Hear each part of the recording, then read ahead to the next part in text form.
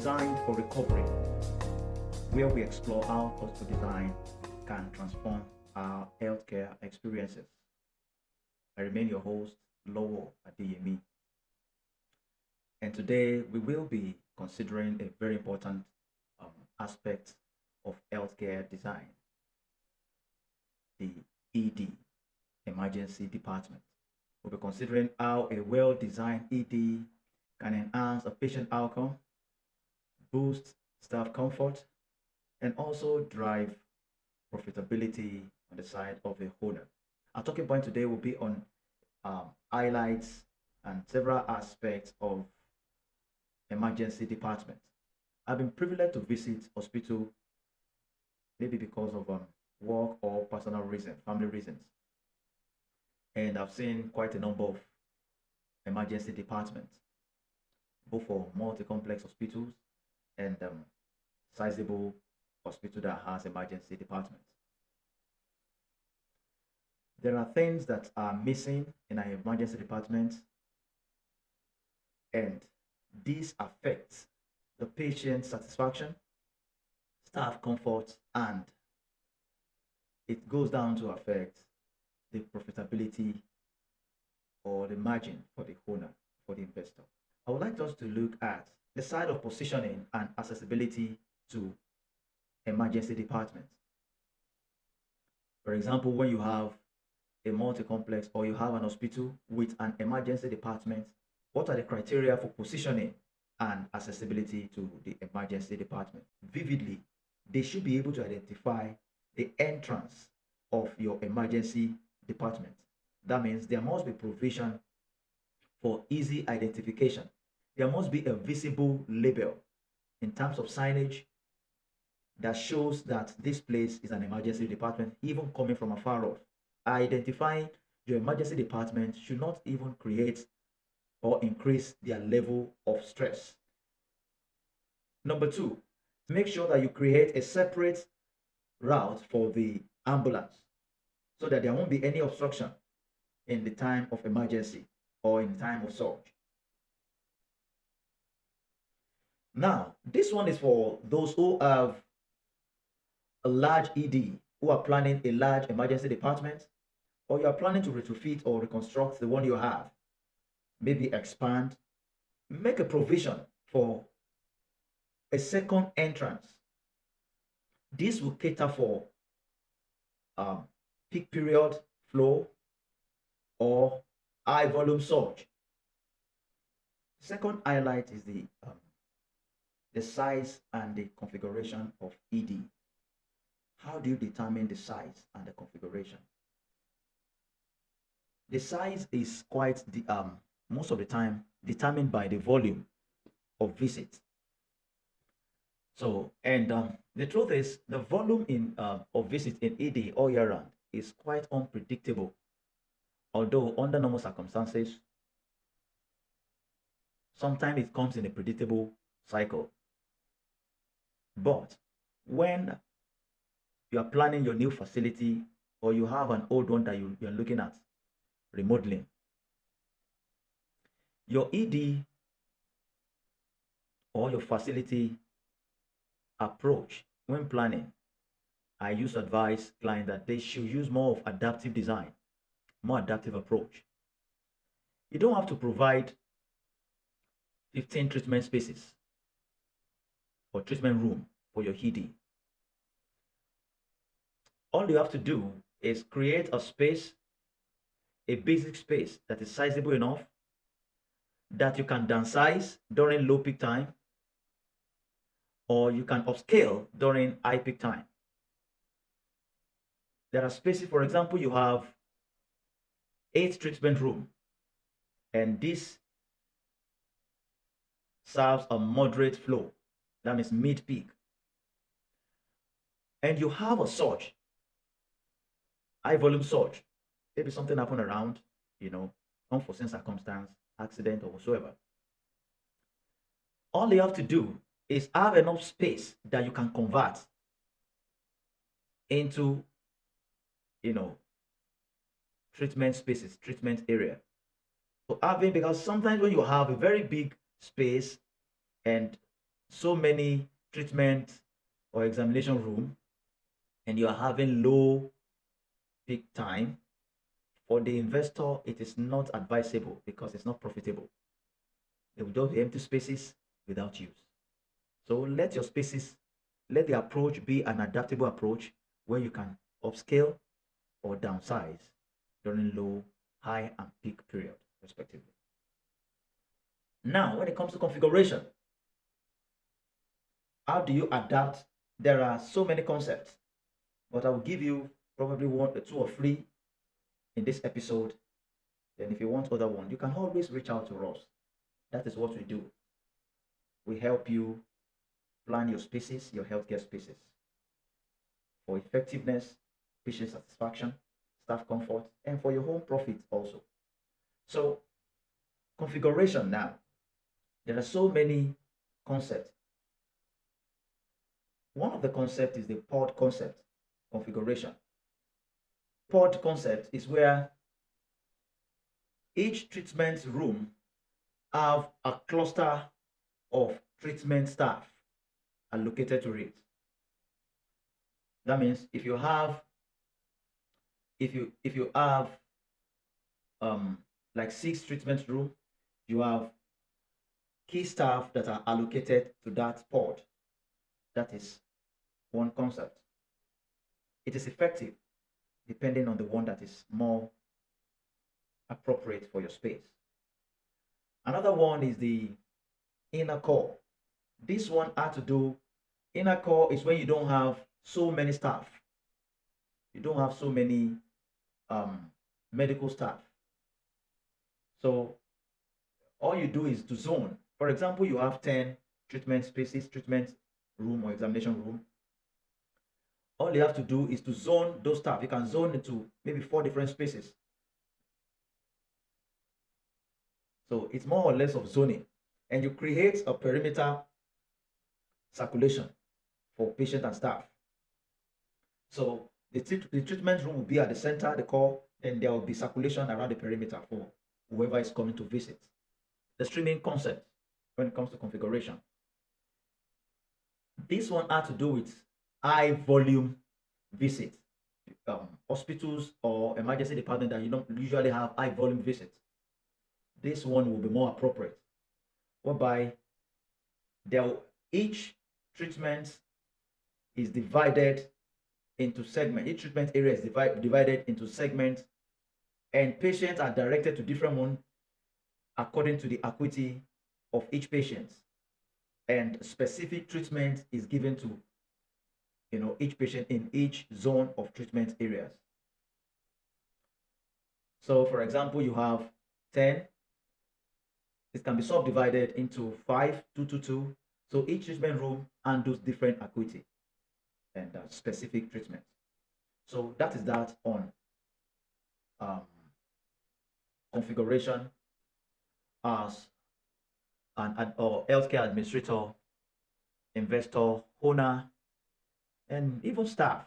If we care so much about the patient, their satisfaction, and their comfort within our healthcare space, then their waiting area, especially within the emergency department, is of paramount importance. I'll be talking about the patient waiting area, then the visitors waiting area. Most of the time in the emergency department, probably because of fund or not planning based on evidence, or I don't know, this could be anything. The ED I've visited most of the time are both the visitors and the patients in one space. It is advisable that these two waiting area be separated. One of the reasons is that in the patient waiting area, which most of the time should be close to the front end area, depending on the care model you're running in your facility. The patient waiting area has stretchers, wheelchairs, because some of these patients, some of them need aid. Some of them came through, they brought them in by ambulance. Some of them are non-ambulatory patients. They have difficulty in walking by themselves. So there's need for provision for all this, stretcher, wheelchair, and anything that can actually be of aid to them. Separating visitor waiting area from patient is very important. The family can be with them while they are being attended to for registration, but afterwards, the family member need to move to their waiting area to reduce volume and overcrowding. Then probably chaos. I've seen a situation where both patients and visitor waiting area are together, and because of the anxiety on the side of the visitor, on the side of the family or visitor, affected the stability of the patient. But when it is separated, they can wait separately while the patient awaits their treatment separately. There are some care model that does not need waiting area, especially for the patient. A care model whereby the treatment is done on the bedside, the registration is done on the bedside. Once the patient is brought in from the ambulance or through the main entrance, they only need to be assigned to the treatment room, and every other documentation will be carried out by the bedside. This is more or less speedy and it consumes less time compared to the ones I spoke about earlier. One of the factors that should be considered most in emergency department is the wait time. How long the patient waits for them to be attended to. This is worthy of note. The perception of timing in the emergency department from the staff is different from the perception of timing from the visitor or the patients. There is difference between perceived timing and actual timing. The actual time is the time spent on the patient. The perceived time is the time you felt you have the amount of time you felt as a patient or as a visitor you have spent in that place. One of the ways to create a perceived time is through distraction, good distraction. When people are carried away, they don't know they have actually spent the time they have spent waiting. So if a visitor is quite comfortable, well seated, the seats are not hard surface seats, they are cushioned seats whereby they feel comfortable while seated, they have magazines or things to view to distract them. Or peradventure, they have the view of the allotted time for the treatment. Some hospitals are adopting this system now whereby they allot time just like we have in a restaurant, whereby there are allotted time for your delivery, or you are ordering, for example, you are ordering pizza. You have an allotted, the moment you pay, you have an allotted time coming up. You have 3 minutes left for your pizza to be out. Some hospitals are adopting the system whereby once the patient gets into the treatment room, a beep with the name of the patient, then the allotted time will be displayed where the visitor can see. That will make them to be at ease. Then it will calm all the unnecessary anxiety. This is very, very important. Also, another thing is to have access, like I said earlier, access to nature. Then arts. There are arts that can be placed at the waiting area for easy distraction. Or display screen, not just TV that display just anything, but display screen that display like running water, nature, all sort of that can calm unnecessary anxiety.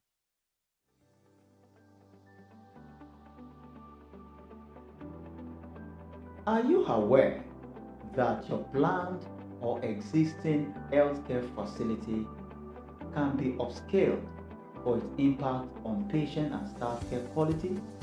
This can lead to increased income and profitability while achieving the best possible outcome.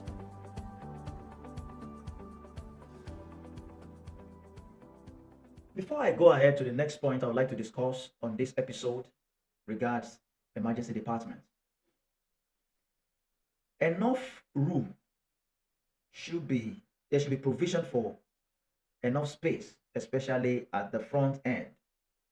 Because if you consider the kind of volume, especially in high peak period, the number of people that will be standing at various points in at the front end. So in order to reduce any chaotic incidents within the emergency area, there should be enough room to accommodate um, such.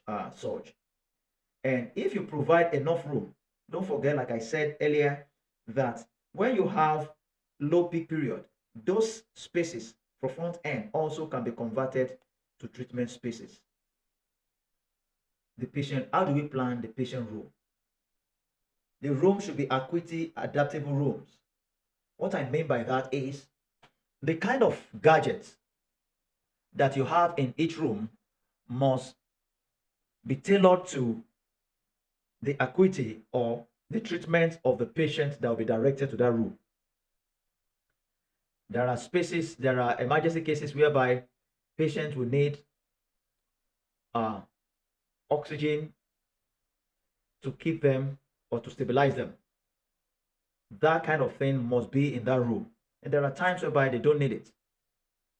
So you must have your planning for each room should be acuity adaptable planning.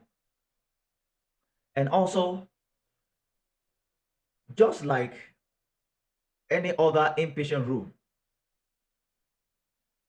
access to daylight, then controlled ventilation in the case of contamination. Then, if possible, very important, not just if possible, very important, access to nature. They should be able to have outdoor view to nature, even without standing, even while lying there on their bed.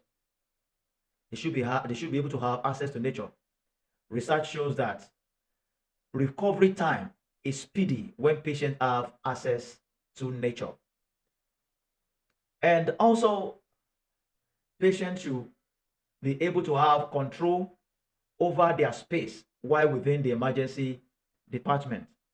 Don't forget, some of these patients, they are non-ambulatory. That means they have the challenge in some of them may not be able to walk without a aid.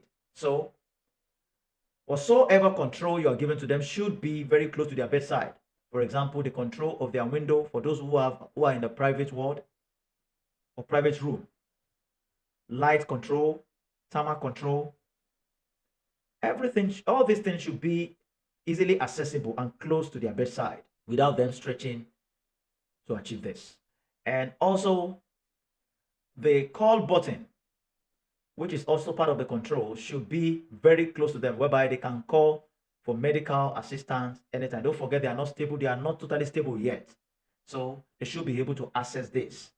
I would like to talk about the staff comfort. We have considered the patient's comfort and satisfaction.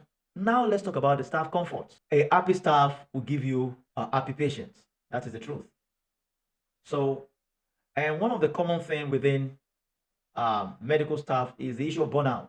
So one of the ways to reduce this, especially in emergency department, looking at the dimension of workflow in the emergency department, the planning of the emergency area should not be unnecessarily expansive, or even if it is expansive, there can be zoning for medical staff, especially nurses. Decentralization of nursing station or support areas is very important when you have a large emergency department.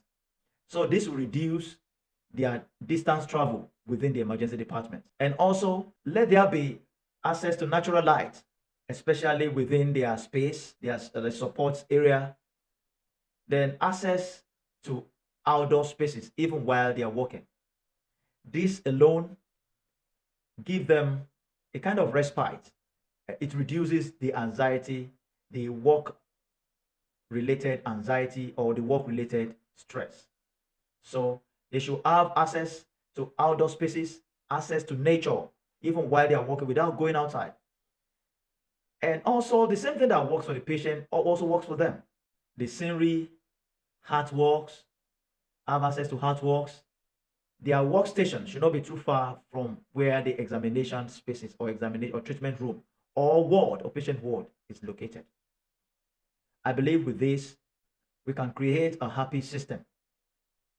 Now let's address the elephant in the room, as we wrap up on this episode today, how to drive the profitability of investor or owner as regards the emergency department. When a patient is comfortable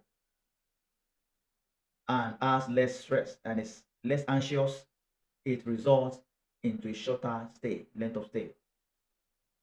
And this in return brings high recommendation to your facility. Also, a comfortable staff transform into a happy staff. And this increase, number one, the work rates and efficiency within your facility. And this also affects the way they attend to patients, whereby bringing recommendation from those patients, and also it increases the number of revisits, bringing profits to your purse. There are also little investments that brings out big profits. For example, you have charging port. Those are little investment. Charging port at the waiting area. Those little things enhance patient and visitors' comfort. They are not thinking about how to charge their devices. You have a stable Wi-Fi around the corner for them to connect and to research their treatment. This alone give them comfort, and everyone desire comfort. This will probably bring recommendation to your facility, thereby increasing and placing your facility at the front end of competition. I believe if all these recommendations are implemented in your facility or your emergency department, the return on investment would definitely be worthwhile. And if you want to know more, you can consult me. I will tell you more about how this can birth profitability for you. I thank you for listening to this episode today. I believe it's worth your time. And I would like you to subscribe to Design for Recovery on podcast. We have a podcast running. Then on YouTube, our YouTube channel, you can subscribe for a weekly discourse like this. And if you have any question, you can ask me questions via the comment section, or probably you need personal consultation. You want to start your facility, we are right here for you. We are available for you. And until next time when we shall meet again, remember, at its core, emergency care is about humanity. Thank you. Stay blessed.